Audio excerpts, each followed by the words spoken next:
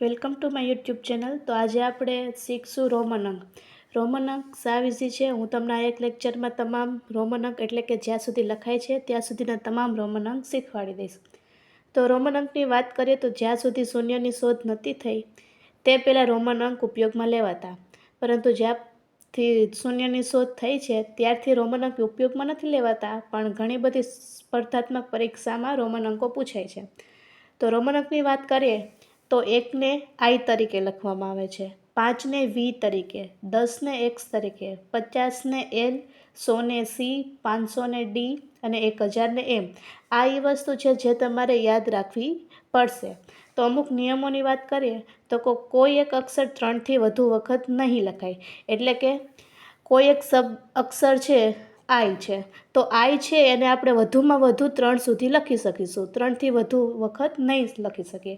તો આઈની વાત કરીએ તો I એટલે 1 થાય, જે આપણને અહીંયા પણ જણાવવામાં આવ્યું છે, અને ડબલ I કરી તો 2 થાય, એન્ડ ટ્રિપલ I એટલે કે 3. હવે આપણે આ જે I છે એને આપણે 4 વખત લખી શકીશું નહીં. તો આ નિયમ પણ એવું કહેવા માગે છે કે કોઈ અક્ષર 3થી વધુ વખત નહીં લખી શકાય. ત્યારબાદ શું કહેવા માગે છે કે કોઈ અક્ષર બીજા અક્ષરની ડાબી બાજુ લખવામાં આવે તો તેમાંથી એટલે કે તે સંખ્યામાંથી બાદ થયેલો ગણાય. આ એવું કહેવા માગે છે કારણ કે આપણે જાણીએ કે જે 5 છે એને V તરીકે લખવામાં આવે છે, 5ને V તરીકે લખવામાં આવે છે. તો હવે એની ડાબી બાજુ કોઈ અક્ષર લખીએ, ધારો કે ડાબી બાજુ આપણે I લખીએ, એટલે કે તો આ જે 5 છે એમાંથી જે ડાબી બાજુ લખેલો અક્ષર બાદ થાય. એટલે કે આ 5 છે એને આપણે ડાબી બાજુ લો એટલે I એટલે 1 બાદ કરીએ એટલે કે 4. એટલે કોઈ એક અક્ષર છે તેની ડાબી બાજુ કોઈ અક્ષર લખવામાં આવે તો તેમાંથી માઇનસ ગણેલું કરાય. ત્યારબાદ બીજો નિયમ છે કે જો કોઈ અક્ષર બીજા અક્ષરની જમણી બાજુ લખવામાં આવે, તો પ્રથમ વાત આપણે એ કરી કે કોઈ અક્ષર છે એ ડાબી બાજુ લખવામાં આવે. હવે એવી વાત કરવામાં આવી છે કે કોઈ અક્ષર છે એટલે કે V છે, હવે તેની જમણી બાજુ લખવામાં આવે તો એ સંખ્યામાં ઉમેરો થયેલો ગણાય. એટલે કે આ 5 છે અને આપણે એક શબ્દ પ્લસ કર્યો એટલે કે કેટલા થશે? 6. એટલે આ ઉપરનો નિયમ એમ કહેવા માગે છે કે જો ડાબી બાજુ કોઈ અક્ષર લખવામાં આવે તો એ અક્ષર બાદ થયેલો ગણાય છે, અને જો કોઈ અક્ષરની જમણી બાજુ અક્ષર લખવામાં આવે છે તો પ્લસ થયેલો ગણાય છે. તો હવે એવું છે કે રોમન અંકો માત્ર 3999 સુધી જ લખી શકાય છે, ત્યારથી આગળ લખી શકાતા. આગળ જે નિયમ જોઈ ગયા તે પ્રમાણે આપણે ધીમે ધીમે ચાલુ કરશું. તો 1 એટલે કે I, 2ને આવી રીતે લખાશે, 3ને આવી રીતે લખાશે. હવે આપણે 4 છે એને 4I કરીને આપણે લખી શકશું નહીં. એટલે કે જે આ 5 છે એને તો ખબર છે આપણે V તરીકે લખવામાં આવે છે, તો હવે જે આ V છે એમાંથી આપણે એક બાદ કરશું એટલે કે 4ને શું લખાશે? IV તરીકે. હવે 6ને કેવી રીતે લખાશે? 5 + 1, પછી 7 એટલે 5 + ડબલ I. એવી જ રીતે 8ને આપણે આવી રીતે લખશું. હવે આપણને ખબર છે 10 છે જેને આપણે X કહેવામાં આવે છે, તો હવે આમાં પણ 9માં શું કરશું? X છે એમાંથી 1 બાદ કરશું. તો હવે હું એવું માનું છું કે તમને 1થી 10 સુધીના યાદ રહી ગયા હશે. જો તમને 1થી 10 અને આગળના નિયમો યાદ હશે તો તમે 3999 સુધી ગમે તે અક્ષરો લઈ શકશો. તો હવે આપણે વાત કરીએ ઉદાહરણની. તો ઉદાહરણ ગણતી વખતે પહેલાં સૌથી પ્રથમ એ ધ્યાન રાખવાનું કે જે પણ અંકો હોય છે તેને આપણે સેપરેટ કરી નાખશું. એટલે કે અહીંયા 18 છે તો 18 કેમ લખાશે? 10 + 8. હવે આપણને ખબર છે 10ને શું લખાશે? X તરીકે.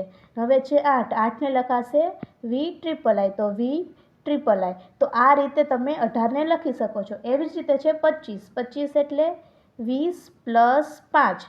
હવે જો આપણે 10ને એક X વડે લખી શકતા હોય તો 20ને આપણે ડબલ X તરીકે લખી શકીએ. તો ડબલ X છે એટલે કેટલા થઈ જશે? 20, અને 5 એટલે આવી રીતે. તો આવી રીતે તમે 25ને લખી શકો છો. તો હવે છે 49. જો 49 એટલે 40 + 9. 40ને કેવી રીતે લખશું? Lમાંથી આપણે X બાદ કરશું એટલે 40, અને IX જે 9 એટલે કે 49. હવે છે 57. તો 57 એટલે 50 + 7. તો 50 એટલે L અને 7 એટલે V ડબલ I. એવી જ રીતે છે 66. 66 એટલે 60 + 6. તો 60 એટલે L એટલે 50 અને X એટલે 10 એટલે 60 થયા, અને 6 એટલે શું થશે? V + I. એવી જ રીતે છે 90. 90 એટલે હવે જો આપણે શું કરશું? 90 એટલે 100માંથી આપણે 10 બાદ કરશું તો 100 એટલે કે કેટલા થશે સી, અને એમાંથી x બાદ એટલે કે 10 બાદ એટલે કે 90. હવે છે 100 ને તો ખબર જ છે આપણે કેવી રીતે લખીએ છીએ સી તરીકે. હવે છે 112 એટલે 100 પ્લસ 10 પ્લસ 2. તો હવે 100 એટલે કે સી, 10 એટલે કે એક્સ, અને છે 2 એટલે કે ડબલ આઈ. તો આવી રીતે આપણે 112ને લખશું. એવી જ રીતે છે 253, તો 200 પ્લસ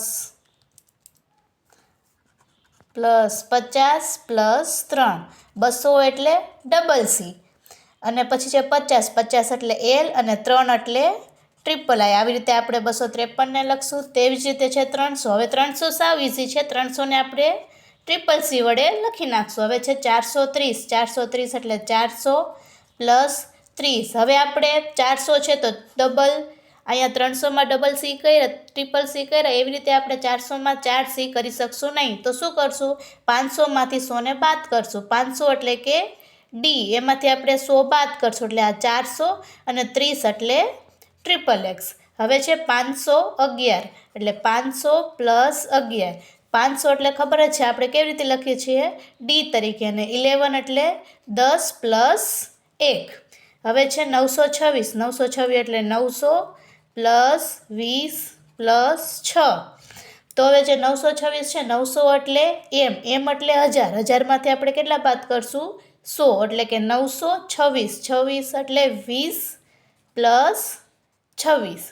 હવે છે 1828, તો 27, તો 1000 પ્લસ 800 પ્લસ 20 પ્લસ 7, તો 1000 એટલે એમ. હવે 800 છે તો શું કરશું કે ભાઈ આપણે ડી છે, ડી એટલે 500, 600, 700 અને 800, 20 એટલે ડબલ એક્સ, અને 7 એટલે વી પ્લસ ડબલ આઈ. હવે છે 3999, તો 3000 પ્લસ 900 પ્લસ 90 પ્લસ 9. તો હવે 3000 છે તો આપણે 3000 કેવી રીતે લખશું ટ્રિપલ એમ. હવે છે 900 એટલે એમ, એમાંથી 100 બાદ કરી નાખશું. હવે છે 90 એટલે કે કેટલા થશે કે 100 છે એમાંથી આપણે 10 બાદ કરી નાખશું, અને 9 એટલે કે ખબર જ છે આપણે આઈ એક્સ. હવે છે 2712, તો 2000 પ્લસ 700 પ્લસ 10 પ્લસ 2, તો 2000 છે એટલે ડબલ એમ. હવે 700 છે તો ડી એટલે કે 500, 600 અને 700. હવે 10 એટલે એક્સ, અને 2 એટલે ડબલ આઈ. હવે છે 1828, તો 1000 પ્લસ 800 પ્લસ 80